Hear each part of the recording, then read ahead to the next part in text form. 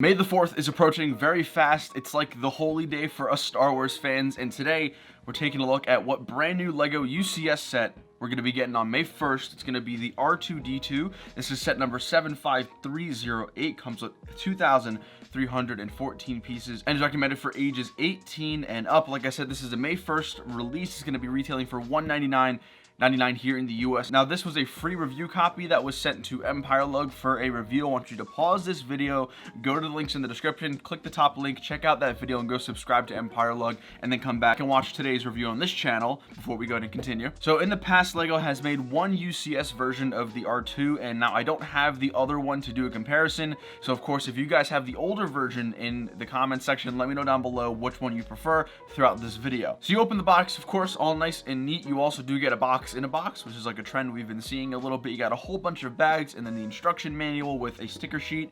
You do have a bunch of really cool information about R2-D2. There's some really cool images on the box art as well of pictures from all three trilogies, which is nice. R2, I mean, is one of the only characters to span throughout all three trilogies and 9 movies in the saga, which is pretty cool. Now, in the instruction booklet, there's information about R2 and then specifically the design process. In the front, you have Jens, who's the creative director for Star Wars, and you have all this cool information about the design, the build, and all that kind of stuff. So I definitely suggest taking a brief read through it, especially if you guys pick up the set. That being said, let's go ahead and start cracking open these bags and see what the build for the R2-D2 looks like.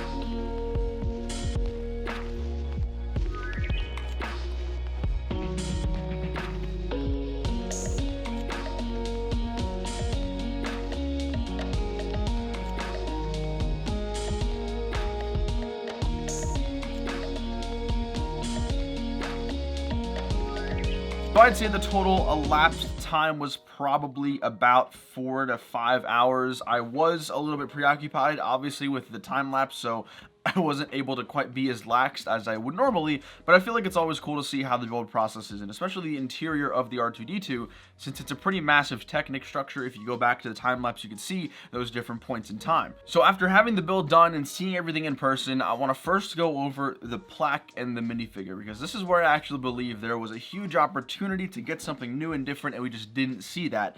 Of course, we have the UCS plaque, has all the information about R2-D2, all that kind of stuff. If you're a collector of Ultimate Collector Series sets, you'll be very familiar with this. You also do have a really cool printed 50th anniversary of Lucasfilms. This is printed on a 1x4 brick that's 4 bricks in height, which is really cool. I believe it is exclusive to the set as of the filming of this video. And the biggest thing that I wish we really got was either a new R2-D2 print or a figure or a mold or something. I feel like the fans for a while now have been asking for a third leg on the R2-D2 minifigure, and I feel like it's about time we got a remake of the Astromech mold. It's been being used for how long now, and I feel like the R2-D2 UCS May 4th would have been a great option and a great way to introduce a new piece into the community, but we didn't see that. That being said, the R2 minifigure is just a plain old simple R2 minifigure in any other set, so no need to go crazy buying this set specifically for the figure. Now that out of the way, let's talk about the bigger R2-D2. This is the bulk of the set. This is obviously a big reason why people are buying it. So first thing I want to show you guys is the functions of it. Number one thing, you can flip open the third leg. You just have to hold open the R2, flip the front side out, and the third leg pops out automatically.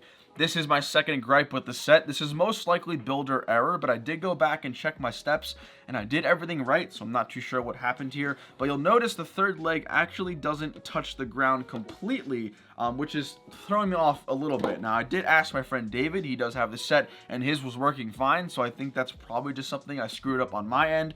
Obviously, it's not that big of a deal because you still can pose the R2 in the third leg just a little bit, but it's not able to stand as tall as you might normally like. The third leg does also retract really easily. You kind of just push it up, just like that, automatically kicks in. So overall, a really smooth process for opening up the R2 in the legs. The second thing I want to talk about, which is really cool, was the back panel. So on the back here, you have these knobs, and if you push those knobs forward, out in the front, you get some really cool utility packs. This is like if Batman had a utility belt, but for R2-D2. So of course, in the front, you have all the really cool tools that he uses, including the Zapper, which he, I think, most iconically uses in Episode 3 against the droids on Grievous's ship, which is also really cool. The front of it does also have some really cool features. The 2 blue stripes do open, which is kind of cool. Again, there's sort of more functionality to R2-D2 other than just simply a display site. So you have all of his tools and utilities in the front. Beautiful details and greebling on the front. It's not really immense greebling, if you guys are familiar with that term. It's basically adding lots of detail on the side of something to make it look really intricate and like accessorized. So on the front, of course, all the vents of R2-D2 are captured really, really well, which I'm a big fan of. The next few parts I want to show you guys is actually going to be on the head. So obviously the head does swivel 360, which is pretty standard. I think everyone was expecting that more or less from an R2-D2, but 2 cool things that were actually kind of hidden. First thing in the back here, you do have the little rangefinder, sort of little peeker droid thing. I'm not too sure what to call it exactly, but it does swivel as well, so you can pull that up and down, and it does seamlessly flow back into the head, which is nice. You can't tell anywhere if it like comes out, which is always cool. And then something I actually didn't remember up until the last point was in the front left section of R2-D2, you could pull off this piece, and inside is a lightsaber. And this lightsaber is actually from Episode 6. This is when basically R2-D2 shoots the lightsaber out to Luke Skywalker when they're fighting over the Sarlacc pit, at least I believe. Obviously, there's no function for it to actually pop up and shoot. That would have been cool, but not really such a big deal. So really cool features that I don't think were included in the previous version of R2. So it's always nice to see some newer features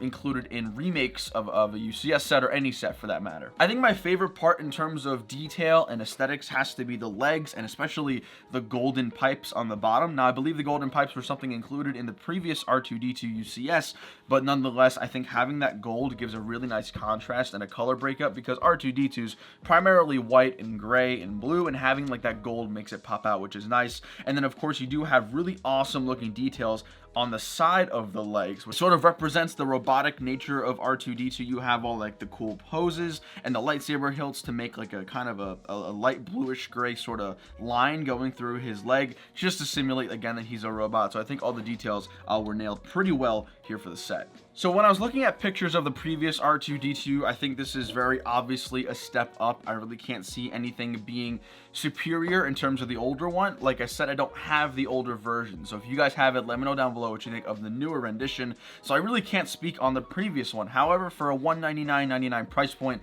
I can sort of give my opinions. If you're a price per piece guy, it's 2,300 pieces, which is well over a really solid amount of parts for a $200 set. I think the only major shortcoming of this R2-D2 is that there's no new minifigure to come along with the Ultimate Collector Series set. However, we've known from previous videos and information that UCS sets, according to the design team, aren't really intended to specify the minifigures, more so the actual model. That's my only big gripe about the set, is that there's no new R2-D2 minifigure or no new mold, and an otherwise perfect opportunity to introduce one. But overall, the aesthetics, the functionality, everything about the R2-D2, the lightsaber hilt storage, the back rangefinder, the legs, even though mine's a little faulty, probably because of user error. But this is a really good one, and I'm happy I was able to get this on behalf of Empire Lug. So like I said, guys, thank you to LEGO. Go check out the video on Empire Lug YouTube channel. Links are down below. Make sure you subscribe and drop a like on that video as well. And we'll see you later. Take it easy. Peace.